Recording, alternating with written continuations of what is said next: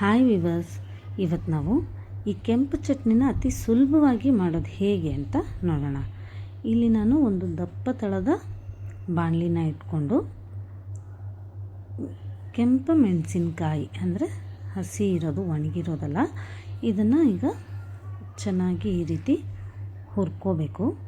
ಸ್ವಲ್ಪ ಇದು ಹುರಿತಾ ಇದ್ದ ಹಾಗೆ ನಾವು ಎಣ್ಣೆನ ಹಾಕ್ಕೊಂಡು ಹುರಿಬೇಕು.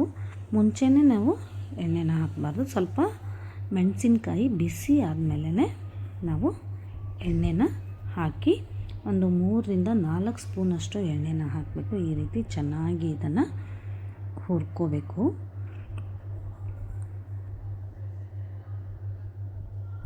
ಈ ರೀತಿ ಚೆನ್ನಾಗಿ ಹುರಿದು ಆದಮೇಲೆ ನಾವು ಗ್ಯಾಸನ್ನು ಆಫ್ ಮಾಡಿ ಇದು ಸ್ವಲ್ಪ ತಣ್ಣಗಾಗೋದಕ್ಕೆ ಬಿಡಬೇಕು.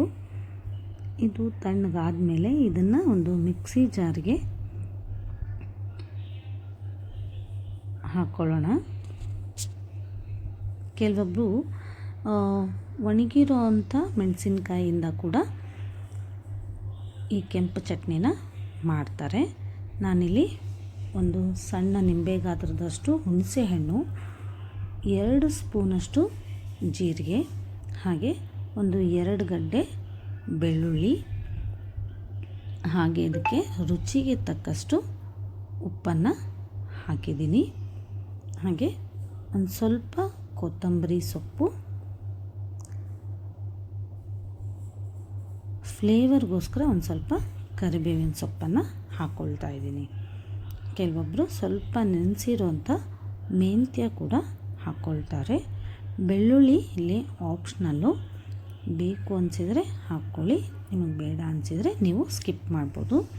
ಇದನ್ನು ಸ್ವಲ್ಪ ಚೆನ್ನಾಗಿ ರುಬ್ಕೋಬೇಕು.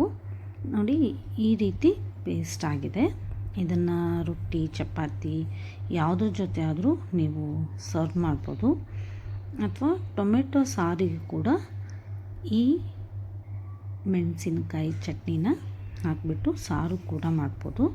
ಇದನ್ನು ನಾವು ಫ್ರಿಜ್ಜಲ್ಲಿ ಒಂದು 15 ದಿನ ಈ ರೀತಿ ಸ್ಟೋರ್ ಮಾಡಿ ಇಟ್ಕೋಬೋದು. ಹೊರಗಡೆ ಆದರೆ 7-8 ದಿನ ಬಳಸ್ಕೋಬೋದು.